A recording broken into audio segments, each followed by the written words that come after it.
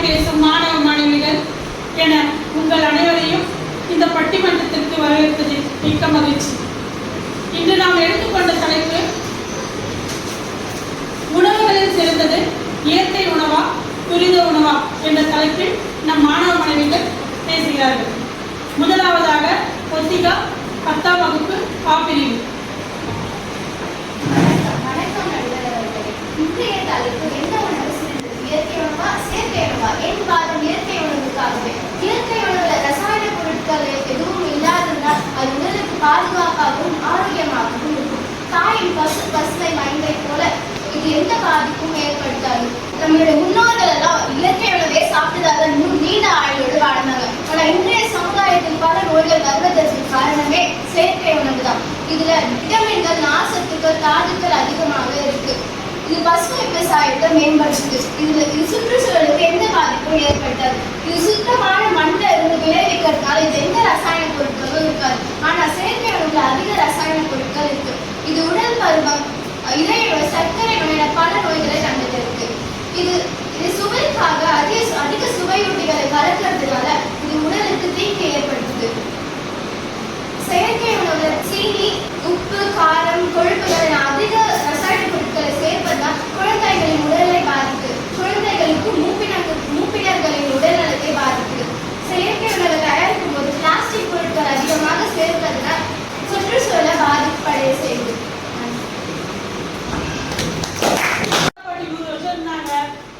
தாத்தா பாட்டி ஆகிற வயசு வரையும் இருக்கணும்னா இயற்கை உணவை தான் சாப்பிடணும் அப்படின்னு சொல்லியிருக்காங்க. இல்லை செயற்கை உணவுலயும் நல்ல விஷயங்கள் எல்லாம் இருக்கு அப்படின்னு பேச நம்ம ரித்திகா 10ஆம் வகுப்பு ஆப்பிரிவு அவர்கள் வருகிறார்கள். கல்தோண்டி மற்றொன்றா காலத்தோடு முன்னோட்டே தந்தை தமிழர் எனது நடுவர் அவர்களை வணங்கி நான் என்று வெளிப்படுத்துகிறேன். நாவில் சுவைத்த எளிய வகை கிடைக்கக்கூடிய புதிய உணவு பற்றி நான் இங்கு உரையாட வந்திருக்கிறேன். நடுவர் அவர்களே, இப்போ இருக்கிற காலகட்டத்தில் வேலைக்கு செல்ற நம்ம எல்லாம் நேரத்தை குறிக்கிறதுக்காக புதிய உணவை தான் அதிகமாக சாப்பிட்றாங்க. ஏன்னா அது வாழ்க்கை மதிப்பாகவும் கிடைக்கும், சுவையானதாகவும் இருக்கும், எளிதாகவும் கிடைக்கும். நீண்ட நேரம் பயணம் செய்யும்போது நம்ம அங்கே கிடைக்கக்கூடிய புதிய உணவை தான் வாங்கி சாப்பிடுறோம். புதிய உணவு வேணாம், எந்த உணவு தான் வேணும்னு சொல்லி நம்ம கொடுத்துக்க முடியாதுல்ல. வீட்டில் சிலிண்டர் காலியாச்சுன்னா வேறு வழி இல்லாமல் நம்ம பசி புதிய உணவை தான் வாங்கி சாப்பிடுறது. அது மட்டும் இல்லாமல் இந்த நிகழ்ச்சியில் தடுப்போம் இருக்கும். வீட்டில் இயற்கை உணவை சாப்பிட சொன்னாலும் விருந்தினர் வந்தால் நம்ம பக்கத்தில் இருக்க புதிய உணவை தான் நம்ம வாங்கி கொடுக்கணும். ஏன் இந்த அனுபவம் நம்ம நடுவர் அவர்கள் கூட இருக்குமே.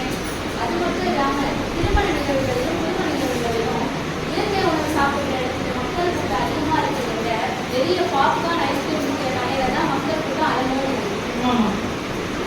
ஓகே, அவங்க சொன்னாங்க இந்த மாதிரி வந்து ரசாயன பொருட்கள் புதிய உணவுல ரசாயன பொருட்கள் வந்து அதிகமாக கலக்கிறாங்க. அது மட்டும் இல்லாமல் சீனி, உப்பெல்லாம் வந்து வெளியே பயன்படுத்துகிறாங்க அப்படின்னு சொல்லி அவங்களோட உணவுலையுமே அதே சீனி, உப்பு தான் பயன்படுத்துகிறாங்க. அதே சீனிலே கெமிக்கல்ஸுமே கொஞ்சம் கலந்து தான் இருக்குது. உப்பு இல்லாமல் அவங்க ஒரு நாள் கூட இருக்க முடியாது. ஏன்னா உப்பு நம்ம முட்டையிலேருந்து பழமொழியே இருக்கு அப்படின்னு சொல்லி நான் சொன்னது பார்த்தா நானே நேரம் ஃப்ரைட் ரைஸ் பண்ணி போட முடியும்.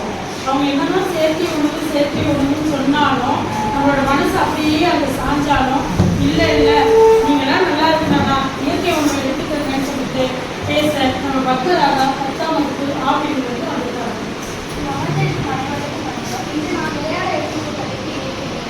இயற்கை உணவுக்கு பல நன்மைகள் இருக்கு. குறிப்பாக உடலுக்கு பல நன்மைகள் இருக்கு. இயற்கை உணவு நார்ச்சத்து இருப்பதால் செரிமானம் அது மட்டும் இல்லாமல் மலச்சிக்கல், செரிமானத்தோட வைட்டமின்கள், தாதுக்கள்,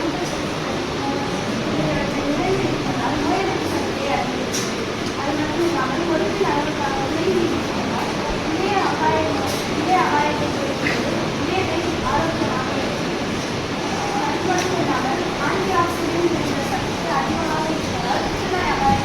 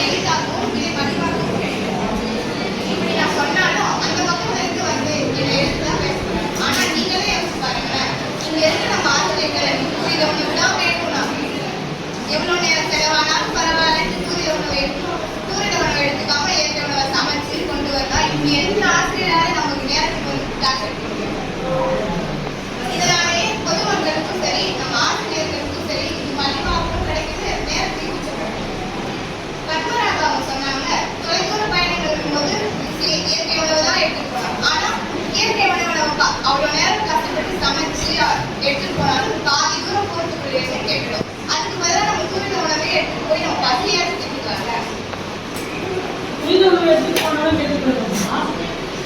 அங்கங்க நின்று சாப்பிட போவீங்க.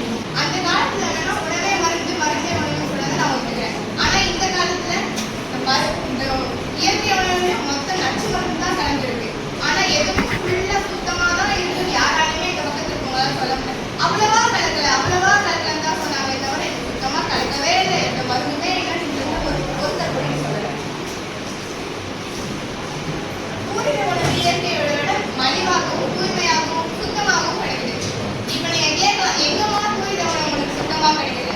ஆனா ரோட்டு கடையில பழத்தை வெட்டி அந்த தூசி குப்பை எல்லாம் இருக்க இடத்துல வச்சு அதுல எல்லாம் உட்காந்துக்கப்புறம் அந்த பூர்வீக உணவை விட இயற்கை உணவை வாங்கி சாப்பிட்டு நான் இயற்கை உணவு தான் சாப்பிட்டேன், நான் சத்தாதான் இருப்பேன் எப்பயுமே சொல்றதை விட எந்த விதமான தூசியும் குப்பையும் இல்லாத இடத்துல ஃபேக்டரிஸ்ல பேக் பண்ணி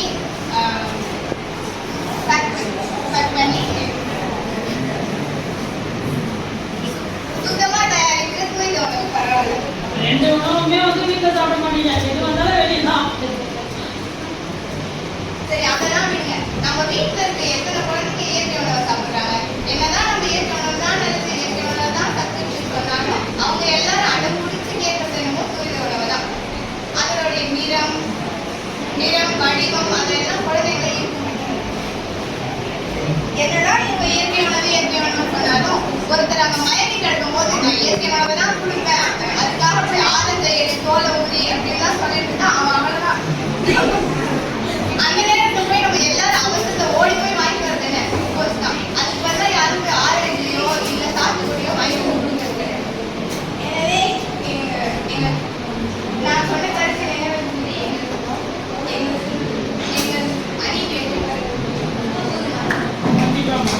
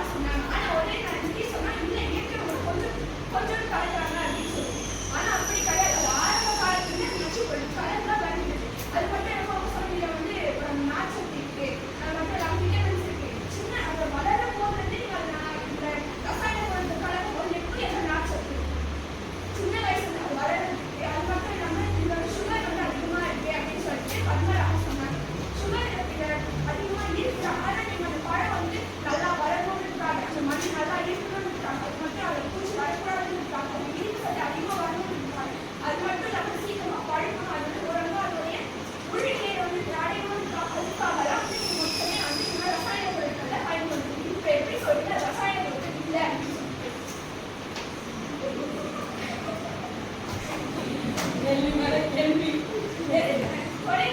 பயணம் போறீங்கன்னா இப்போ வந்து நீங்க கஷ்டப்பட்டு காலையில எழுந்து அவ்வளோ நேரம் செலவழிச்சு அவ்வளோ காசு கொடுத்து அந்த பொருளை வாங்கி வச்சு சமைச்சு எடுத்துட்டு போய் அதை வச்சு கொஞ்ச நேரத்தை கெட்டு போச்சு என்ன பண்ணுவீங்க? அவ்வளோ நேரம் அவங்க போகிறோம் அவ்வளோ தூரம் பசுபடையில போக முடியாதுல்ல. அந்த டைம் சூரியன் உணவாக கை கொடுக்குது.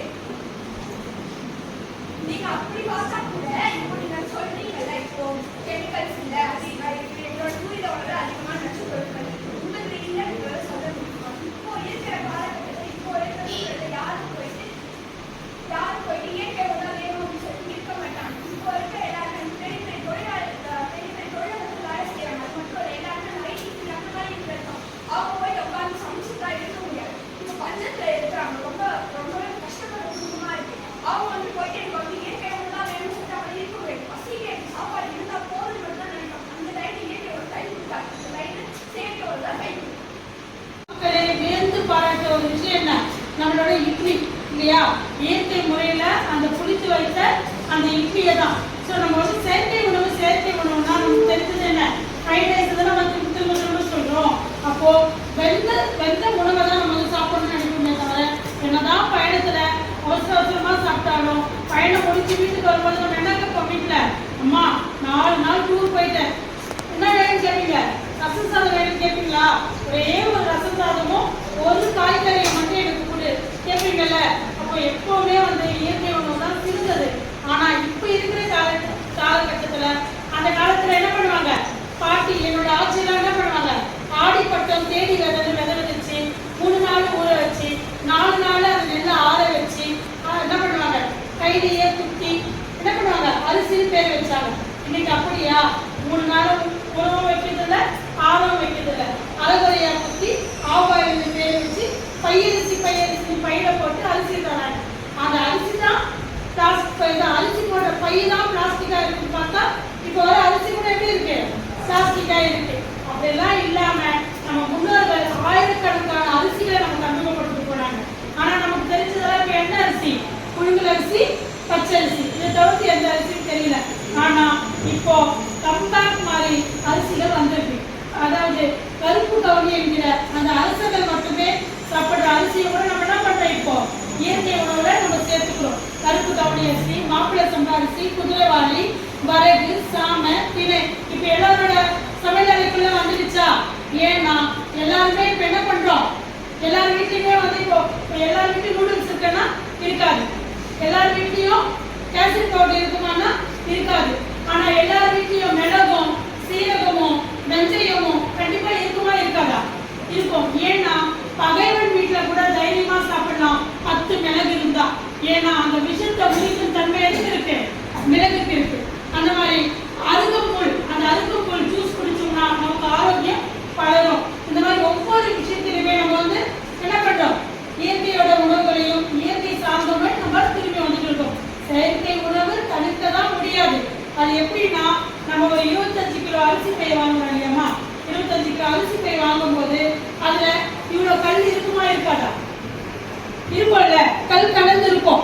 அந்த கல் என்ன பண்ணுவாங்க அம்மா, தேவையில்லாத கல்லெல்லாம் பொறுக்கிட்டு மீதி அரிசி என்ன பண்ணுவாங்க, பக்குவப்படுத்தி சமைப்பாங்க. அது போலதான் செயற்கை உணவு என்பது அந்த 25 கிலோ பையில கலந்த கற்கள் மாதிரி. அதை நம்ம என்ன பண்ணணும், அதை தடுக்க முடியாது. ஆனா அதை எடுத்து போட்டு சமைக்க முடியும். புரிஞ்சுதான் நான் சொல்லுறது. அதனால நம்மளுடைய பாரம்பரியப்படியும் நம்மளுடைய பழக்க வழக்கப்படியும் நமக்கு என்ன ஆயுசு வேணும்னா கண்டிப்பா வந்து இயற்கை உணவு தான் சிறந்தது அப்படின்னு சொல்லிட்டு நான் இதை வந்து பட்டிமன்ற தலைப்பு தரேன். பட்டிமன்ற என்ன சொல்றேன், முடிவை சொல்றேன். ஆனா இந்த 6 பேர் பேசுறதுல யாரு சிறந்ததுன்னா என்னால சொல்லவே முடியாது. ஏன்னா இந்த 6 பேருமே ரொம்ப அழகா கொடுத்த அந்த மணித்துளிகளுக்கு நாங்கெல்லாம் பேசும்போது கூட நடுவில் தான் பண்ணுவாங்க, இது வச்சு தட்டிட்டே இருப்பாங்க.